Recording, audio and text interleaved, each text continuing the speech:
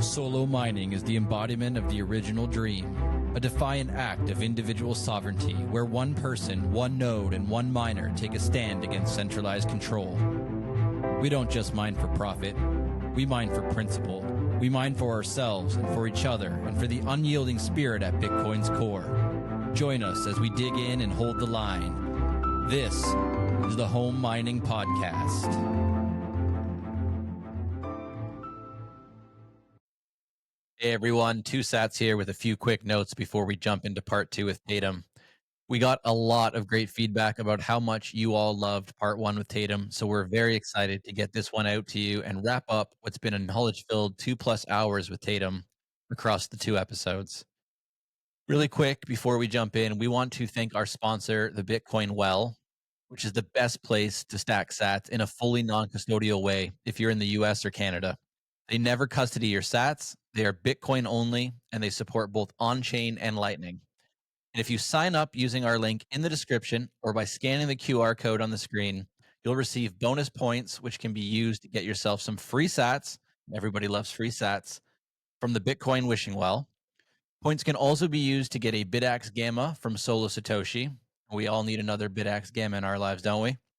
So keep your eyes peeled as well in this episode and have your Lightning wallets ready to go, because Bitcoin Well has provided us with some free sats to give away in this episode and in future episodes.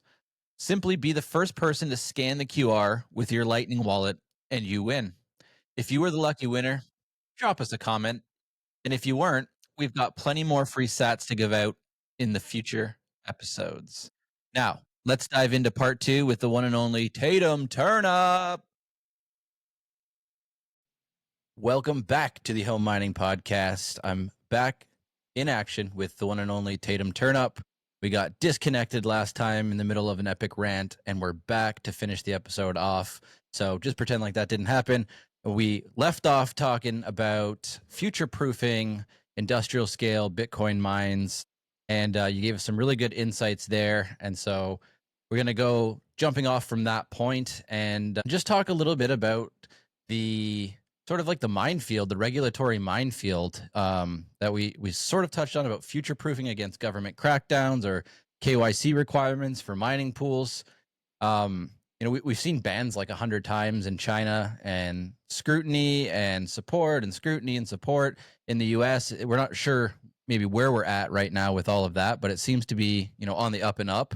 If you were building a mine in 2025, how would you go about designing it to be regulation resistant, or at least like flexible against regulation, and things like the requirements for mining pools, KYC, things like that? I know Ocean right now is getting a lot of support, and they're getting a lot of people criticizing it as maybe not as decentralized and great as ever some people think it is.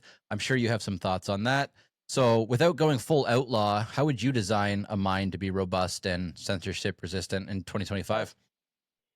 Yeah, I like how you prefaced it with without going full outlaw. I immediately started thinking about Hollow Tarantula, because I know exactly what he would say unless you prefaced it with without going full outlaw. But no, shout out Hollow Tarantula. That guy's a great off-grid mining friend of mine.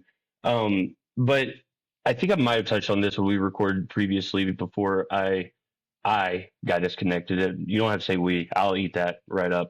But the regulation and everything is not as I'm not as in depth with that as I'd like to be. However, I have seen it from the sidelines. And one thing that I've noticed whenever we're building out sites is the key is to have relationships. It sounds really weird, like bumping elbows with the city officials and wherever you're building.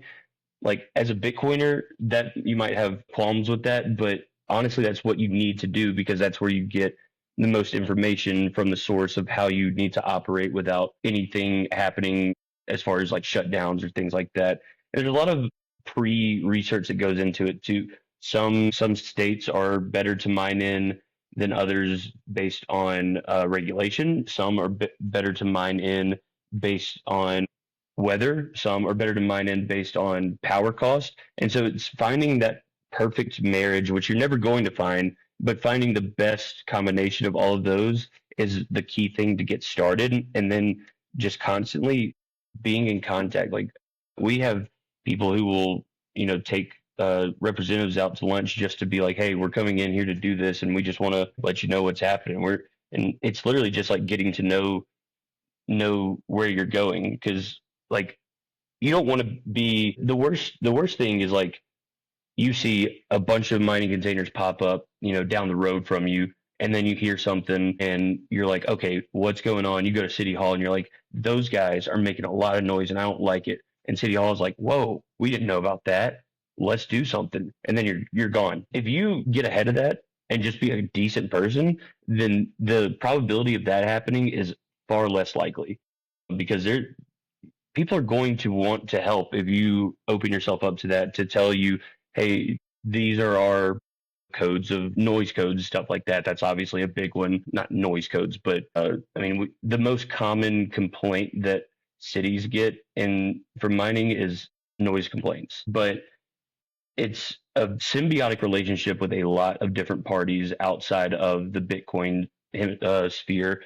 And that also includes like your utility company, that includes your city government. Sometimes that includes your state government. We have a facility in Nebraska, and we have a great relationship with that city because it's a smaller city, and we came in with a building. And Nebraska recently was arguing a bill to, I can't remember exactly what it was. It was basically, if it passed, it was going to be bad for Bitcoin mining. Not bad, but basically just kind of trying to drive Bitcoin mining out of the state. And we were happy to come and talk about it and say, hey, this is what's going on, yada yada. And it didn't pass. We did that because, like, one, that's how our government is allowed to operate, which I am forever appreciative of. And two, we are connected in the community. We sponsor local sports teams because, like, we don't want to leech. We want to give back as well. We want to have a perfect relationship. And it sounds like a little more of an emotional answer than you would expect, but it's really what it's all about. Oh, it makes a lot of sense to me. When I hear that, I hear maybe two things. Being a consumer advocate, right? Like you're not just there to take, you're there to educate and sort of inform, right? Because something like Bitcoin mining, that which is foreign to 95% of people in any given city, state, town, whatever, country. Yeah, you hear a bunch of noise, you see a bunch of industrial stuff being brought in and built, and it just kind of you're ignorant to what's going on there and you're pissed off, right? So that could make sense in a lot of scenarios. So to be the ones kind of being in there and providing education, because a lot of times from the people I've talked with on the podcast that are going and doing those things with city officials and state government, a lot of those people are clueless themselves. So they need education from the people that are in there proposing these projects, right? They need the education from the people actually doing the work, hands in the dirt, right? So that's huge. And then aligned incentives, right? Showing them, the state, the city, the country, how this is going to the local population, like by sponsoring sports teams or local businesses or hosting meetups, right? Like the aligned incentive, showing them what Bitcoin mining can do for them, even if it's not giving them sats, let's say, directly Mm. as a everyday person. So just understanding like this is a bullish thing for your state, your country, your municipality, your small community neighborhood, and not just something that's leeching from them their time, their Yeah, energy, and things like that. also it's like when you do that, you're able, when you prep enough, you're able to follow and all of the guidelines and ordinances and codes that you need to. And if you do that, like, you know, nothing can really happen to you, but nothing's going to hurt if you are just extra nice, show a little more initiative, sponsor that sports team or whatever. Then that's only going to help you if something does come up and you get a noise complaint from the neighbor down the street or something like that. But yeah, it really is more just relationship driven, because you don't know what you don't know, obviously. And so if you tell someone, hey, here's $1 million, go build a mining site, that's not going to do much for you unless you know what you're actually after. That's where all that comes from with me. And I think that relationships are a really big part, especially outside of the mining industry, because those people are going to, it sucks, but default hate you. Like, people default hate Bitcoin mining, but they don't know why. And so that's where we come in to be the good people and explain, hey, this is a net good for the environment. This is a net good for your economy. This is a net good for everyone. We're wanting to give back, not only just take from you. I had a great guy on the pod recently, Cade Peterson of Softwarm LLC out in Idaho, and he was telling me that he went to try to bring some of this Bitcoin mining stuff to local officials there in a very small town. They're running very well, like through his services, snow melting and heating, greenhouses and things like that. But he went to bring this to the city and say, hey, put these under the rotunda and start using it for heating up the sidewalks and removing snow. And the guy looked at him with a very blank face and just said, well, can you explain Bitcoin to me in 30 seconds? Like that's as much as he was willing to give, right? And it's like very, very painful. He's like, I tried as hard as I could in 30 seconds, but like, what are you going to do, right? Yeah. But it's like there's so many value propositions depending on your setup, right? Like that the city paying for that, putting that in, and then having non KYC. I mean, they don't care about that aspect, but they're getting sats back on something that they have to deal with anyways. So why not, right? That's where the Bitcoin mining heat reuse space is just so exciting. So I think, people pushing these ideas over to government now, they're going to be met with a ton of resistance and a lot of blank stares, and it's sad and unfortunate, but these people are ahead of their time pushing this and trying to educate on this. And I think in 5 to 10 years, in the next 1 to 2 cycles, you're going to see this catching on in a big way, right? Yeah, it's we're starting to see, like, people are starting to wake up, I think, in the good sense. Like, I mean, I have a ton of friends back home that are left of center, and the default thought of Bitcoin is bad for the environment in that camp. And I'm going to be honest, at one point I was in that camp because I just didn't know. But then I did research, and I can't remember who it was that put out a one pager, or it wasn't a one pager, it was a full report, but it was comparing the energy use of Bitcoin versus things that everyone uses. It's like the idea is that the anti-Bitcoin mining crowd, that idea is saying, hey, I can opt out of using Bitcoin, and that's my contribution to the environment. Same thing with AI. People have that same ideas sometimes. But then when you look at that chart of the energy consumption, you are doing absolutely nothing by deciding not to use Bitcoin, because the airline industry, oh my gosh, everyone flies, and even if you don't fly, that's taking up a ton of just that's worse for the environment than anything.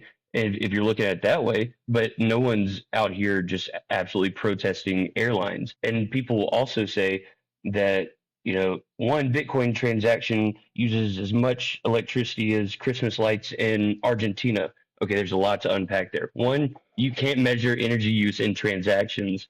Two, yes, you're right. Bitcoin does do that because it's a global operation and there's energy everywhere. So, yes, we're going to take up as much energy that a small country uses for a couple of months.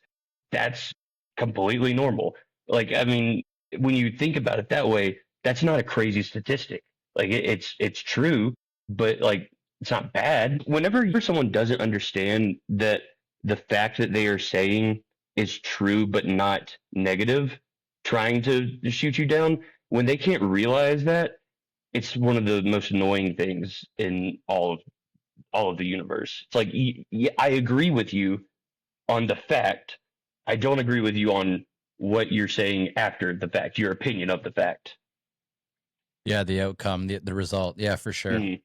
What you said at the start of that reminds me of all the the globalists who are like, we have carbon emission problems. We can't fly. We need to stay and do like staycations, and then they take their private jet with a 24-car motorcade to the airport and fly all over for the Bilderberg Summit. It's My favorite video was I can't remember what the event was. I think it was some sort of like climate something or another with a bunch of like world leaders or something like that. And to prove that they were on the mission, they all biked to the summit from a block away where they got out of their cars so they can do it for the cameras coming in.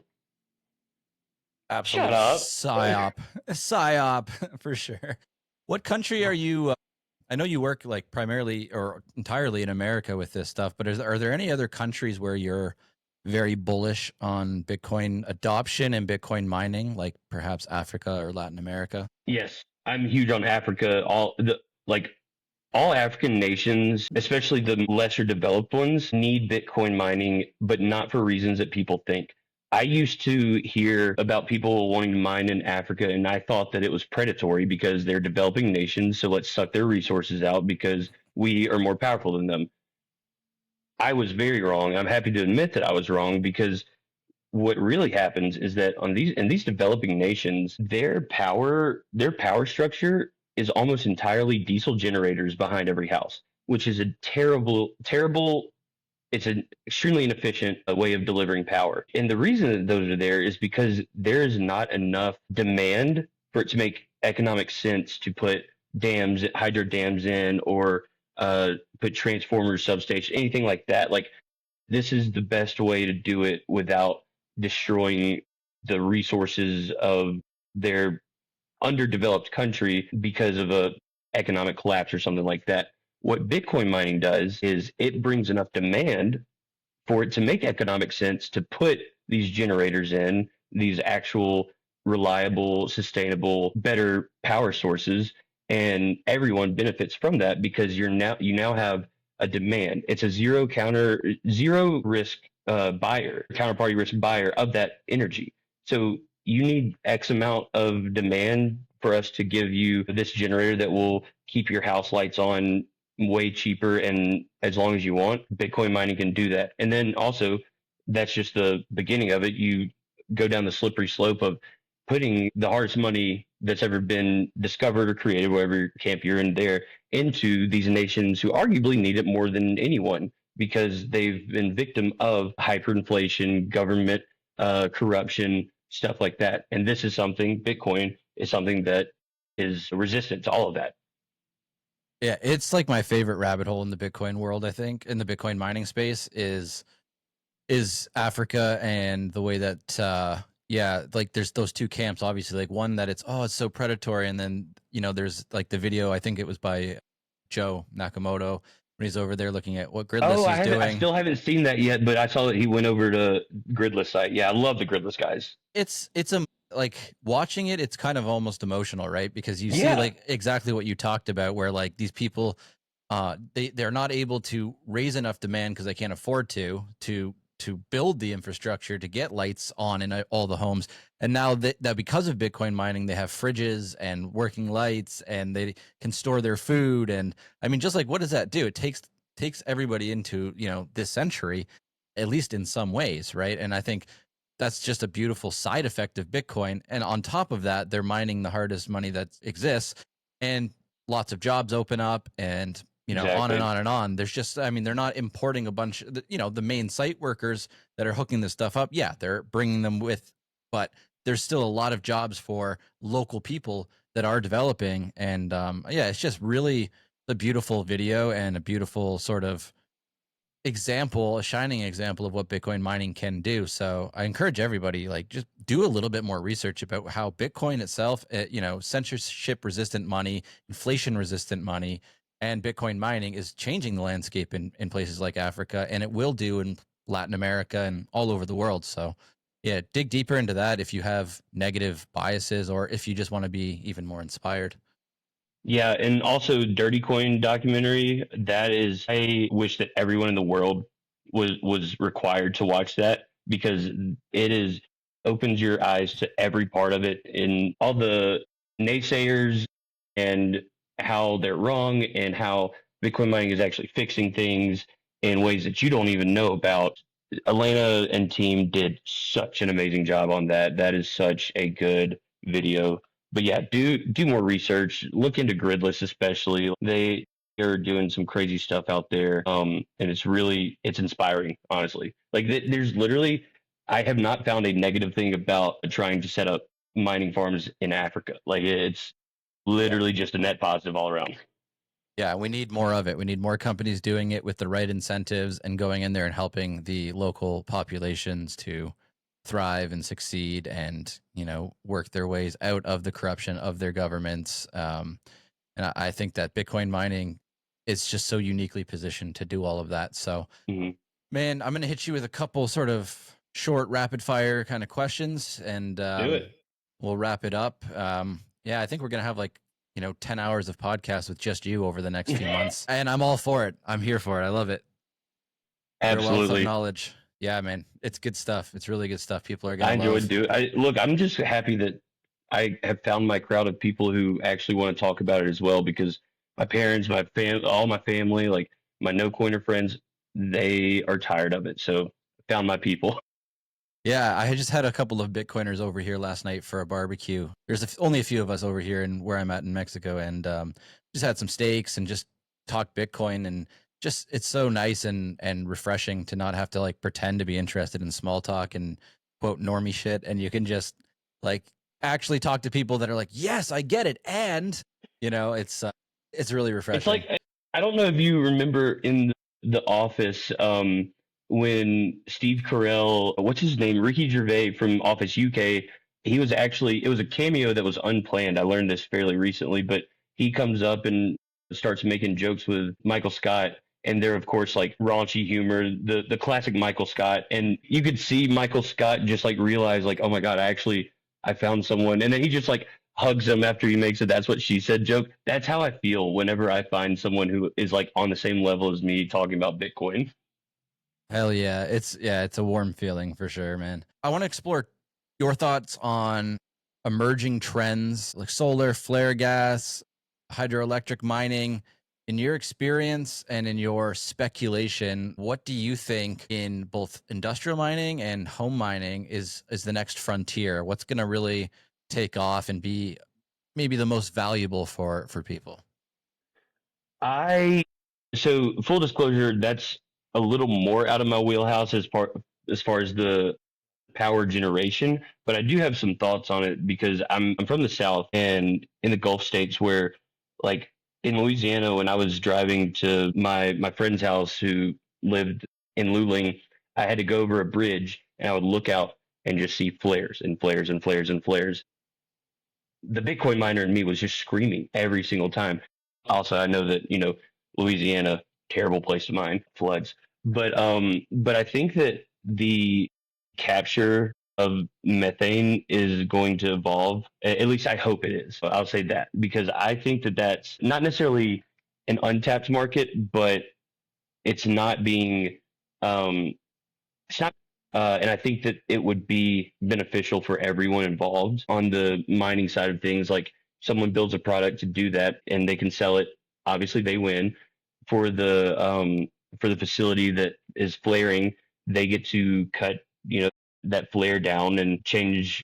I don't necessarily know. I think they have to report like certain regulation and compliance stuff like that. But that's going to reduce that only in the positive way. And also, I mean, it's just wasted energy that is being utilized for something. Everything that I said is what I have found in my brief exploration in that. So don't take it with a grain of salt. But yeah, I think that methane capture is going to be big in the future. Two sats here, and I'm here to gift you some free sats. We really hope you've been enjoying this episode with Tatum Turn Up Part 2.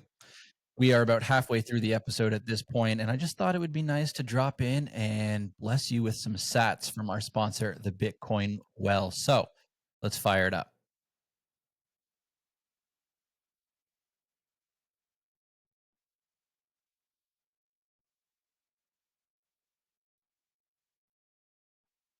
We're going to hit play, redeem 500 points, and the first person to scan this with their Lightning wallet is going to win 692 sats. Not bad. We'll leave that up there for a second, give you a chance to win. And if you were the lucky winner, please drop a comment on X or Spotify or YouTube, wherever you're listening to this. And consider signing up for Bitcoin Well to stack sats for yourself in a fully non custodial way. If you are in the US or Canada, our link is in the description and the QR code will also be on the screen for that. Let's get back to the episode. Yeah, I think there's so much to unpack and learn about all of those different options. Oh my God, it's People building on ridiculous. solar and flared gas, but we're just scratching the surface of it, and that's what I think is most critical and interesting. Is like 5 to 10 years from now, it's going to be wild what people have come up with, and when you have money behind you, like some of these industrial giants do. Like, they're going to find ways, they're going to innovate, and they're going to find the most efficient and effective way to do it. And that will catalyze and kick off a whole new scale of Bitcoin mining as the hardware itself gets better and better too. So that's exciting in general. Give me a 5 to 10 year bold prediction or belief that you have for the future of Bitcoin mining. I usually don't put my predictions that far, but I can scale them real quick. Hold on. All right. So I am historically, on paper, the most bullishly degenerate on hash rate. I expected a zettahash global hash rate by the beginning of the year. We missed that. I think we're painfully close right now. I think it's like 990 or something like that. Obviously, there's fluctuations. We can go in that a whole episode on just how hash rate is measured, stuff like that. But I think as far as mining goes, 5 to 10 years, God, it's so crazy because my predictions have changed over time. Because I remember, I think it was last year, even in the past year, I think it was Jihan that said that by the end of 2025, we were going to have single digit efficiency. I said he's insane for that, even though it's Jihan, like the mining god. But now I'm like, wait a second, we're actually really close to overall single digit efficiency. And so originally I would have said in 5 years we would have single digit efficiency. I still do think that, but I think it is going to be within a year. I think one prediction that's backed on hopium for me over 5 to 10 years is I would like to see on the hash rate mining pool chart, I would like to see a pool have no more than 20% of global hash rate. I don't know if that will happen. I hope it will. Stratum v2 seems to be a new topic again, or not a new topic, but it's coming back. Spiral just announced a grant for Stratum v2 development, and I think that will push towards a bunch of smaller pools or mini miners. I also have the prediction that in the same regard, this is I want to actually put this on paper and get some actual facts, but I have a strong feeling that we're going to start seeing more and more what I like to call mom and pop pools, where it's not like I hit up, my best friend who works with me in mining, and I'm like, hey, let's put two of our J Pros into this pool together. I'm thinking like 5 to 10 exahash per pool or something like that, where it's like maybe it's a mining company, maybe it is, investor group of Bitcoiners or something like that, or maybe it's, the heat punks that are just like, yeah, let's put all of our bullshit that we've made, which I say that tongue in cheek. I'm a heat punk and I love the shit that heat punks make. Also, Undermine the Summit. I think we already talked about that in this episode, but can't wait for that again. It's my Super Bowl. But I do think and hope that there's going to be a lot more decentralization. And I think that's going to be verifiable as well. It's just a matter of putting the hash rate in the right hands, educating people, and developing products like Stratum v2, Datum, and even competitors with the same incentives. You can have it. If someone's competing with Datum by Ocean, that's not necessarily saying they're the bad guys if you like Datum server. If they have the right incentives, then that's great that they're competing together. Keep going. Someone else pop in and do the same thing. It's only when the incentives turn negative and selfish is when that starts being a problem and where we start to lose that decentralization. I think you're spot on. Like, the more competition there is, the better, because we're taking away from ant pool, things like that. That's the real kind of good versus evil kind of separation that we want to make, or distinction that we want to make. To your point of sort of mom and pop pools, I think Hash Pool is going to do a great job of making that a reality. If you haven't looked into Hash Pool, check that out by VNPRC or Evan, BTC Hash Pool on X, doing great work. And he talked a lot in our episode about that. Maybe you gather 10, 20 people all together that and you start to have your own pools, and you know who the mint operator is on your eCash mint. So, like, all sorts of things of like bringing it local and making it in the hands of the plebs again, for lack of a better term. And I think that is a great thing for sure, to like decentralize and spread out the hash rate and educate people and get them doing it in a kind of a small scale cohesive way. Because if even a few of those kind of small mom and pop pools start winning blocks, well, that's going to be amazing and epic for the ecosystem. People are going to be excited, they're going to be fired up, they're going to try it, and then boom, we have another couple exahash coming online every week or two, right? And that'll be massive for helping accomplish your first kind of stretch goal or like prediction for more distribution of hash rate.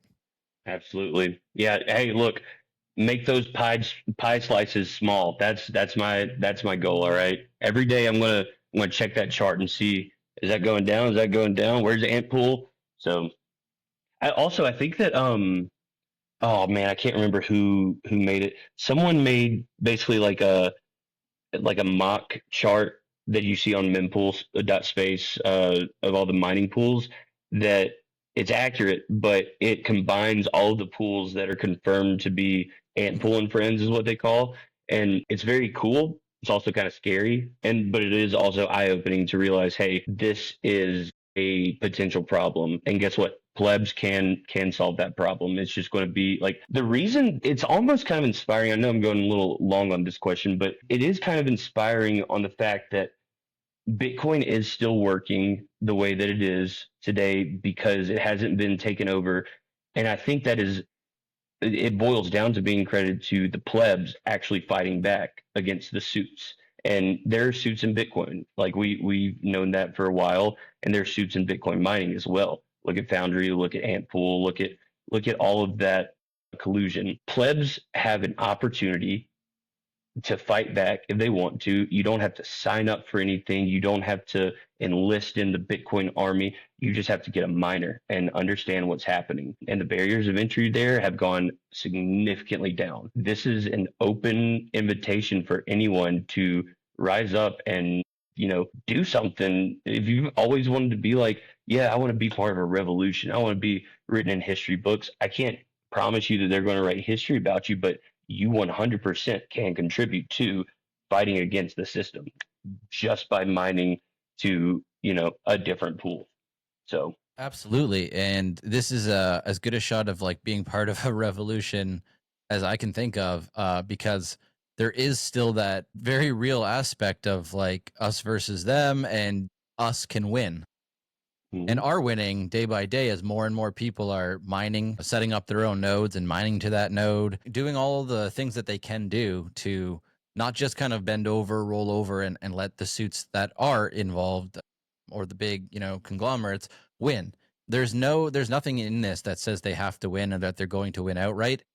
That's one of the most inspiring things about Bitcoin in general, is that like if it was going to be co-opted and was going to fail, like it probably would have by now. We're so Yep. far, into this thing. Obviously, quote, still early, but if you were going to see the weakness, you were going to see the weakness and the co-opting of it, and we haven't seen that.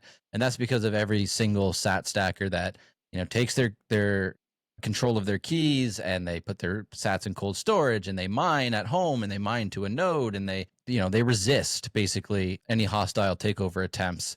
And that's just really inspiring. So how do you deal with pool downtime or shady practices in the corporate mining world?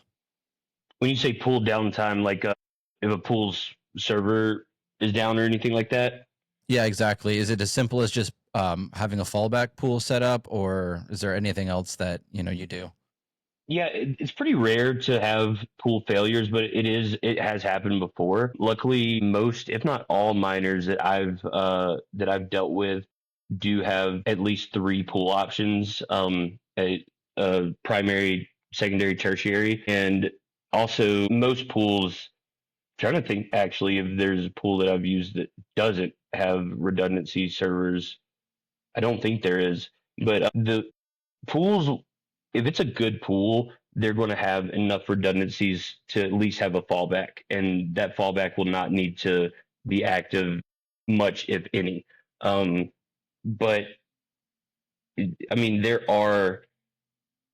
always going to be some random something or another that comes up, and like the port that you're connected to for your pool, that region might have a server error or something like that. but like everything else is working fine. It's really just a matter of one, doing what you can by just setting up your fallback options and hoping that all three of them don't fail. And two, just kind of accepting it, because that's the cool part about Bitcoin mining. It sounds weird to say that this is a feature, not a bug, but the fact that if your miner stops working for whatever reason on the, I mean, honestly, for generally whatever reason, but for this purpose, on like the pool side of things, the only thing that happens to you is that you lose a little bit of opportune Bitcoin accumulation, which is nothing in comparison to the greater scheme of things. That's why I love the comparison of Bitcoin mining facilities and AI data centers. Bitcoin is far superior because the reason is, like, for instance, AWS. Let's just take that for example. AWS had an outage today, actually. Everything had an outage today, but there were several sites that for even a couple minutes were just unaccessible. OpenAI, if one of their data centers, just goes up in flames, then they have redundancies, but there might be some interruptions with me using ChatGPT or something like that. My mining facility, lightning strikes it and everything explodes. I'm affected. You're not affected. He's not affected. She's not affected. No one else is affected but me.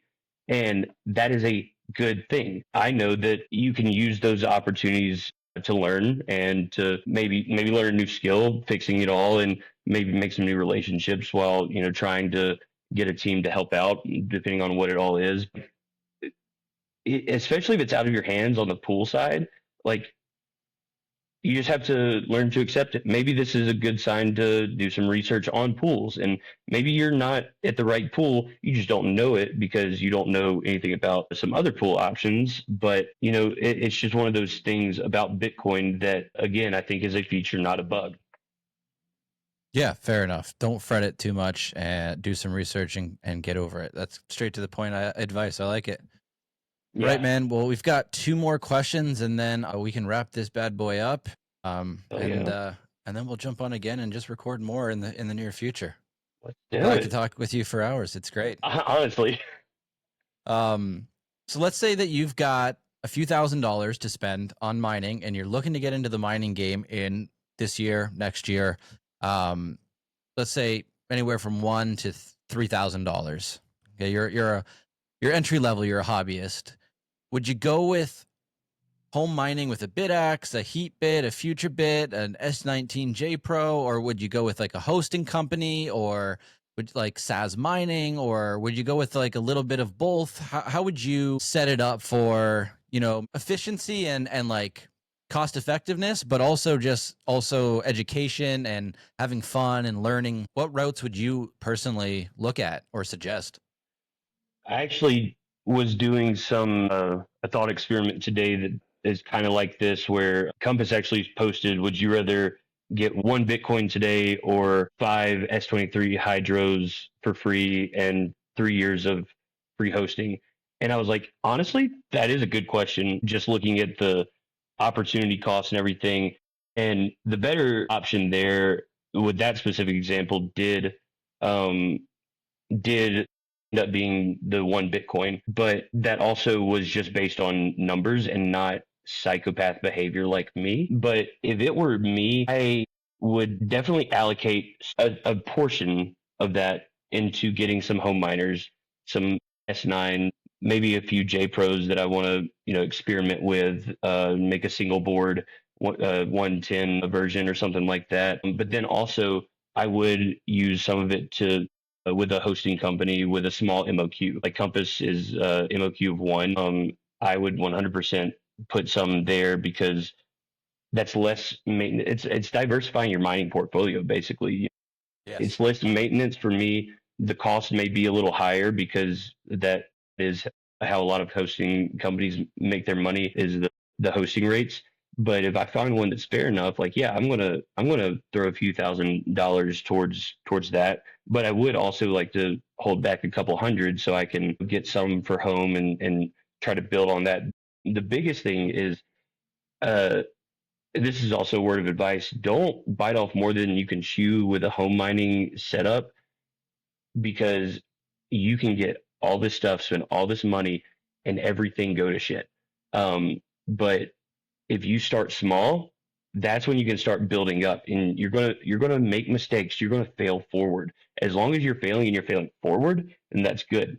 Start dipping in more and more and more. Okay, now I'm gonna hire an electrician and get 240 more 240 and whatever. Okay, now I'm probably going to think about maybe getting a little shed in the back or something like that. Don't ever go all in all at once.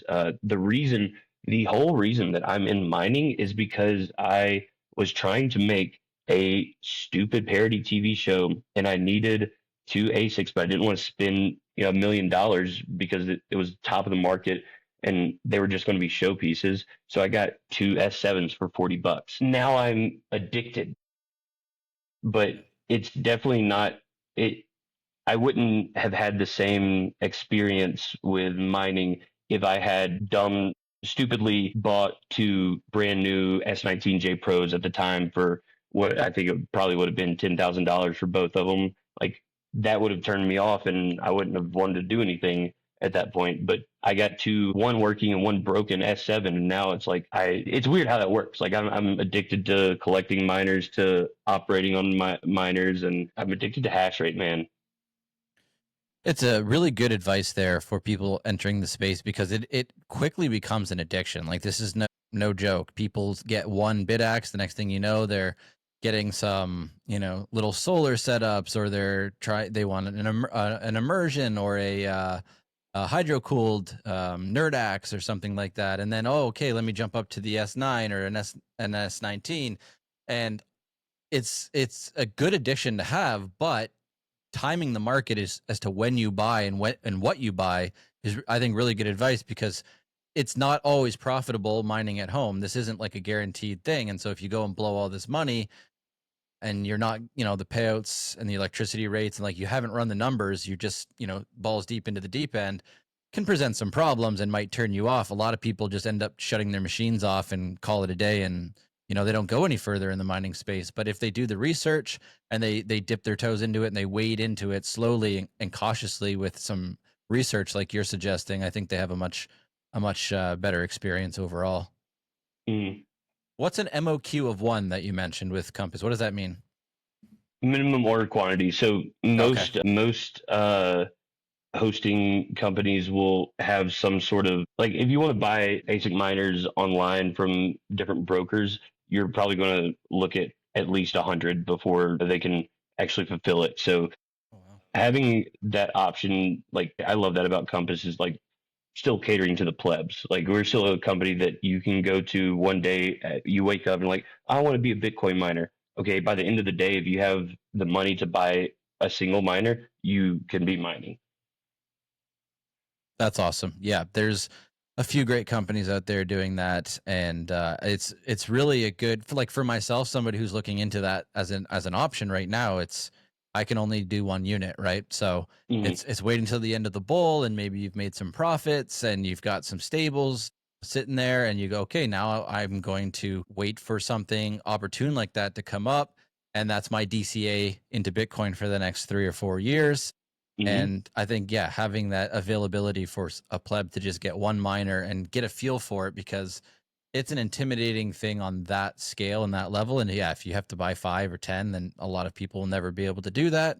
Just like most people can't just go out and buy a whole Bitcoin or half a Bitcoin right now. So that's really awesome that you can sort of get your toes wet and not have to, go too big. Absolutely. All right, man. The final showdown here. What's one thing that you want our listeners listening to this right now to do or learn about mining? What's one piece of homework that you'd give to them to help understand the Bitcoin mining game or Bitcoin itself better and get more from it? Oh man, One Piece. How much time you got? I'm just kidding. You can give me two or three. I'm not going to stop you.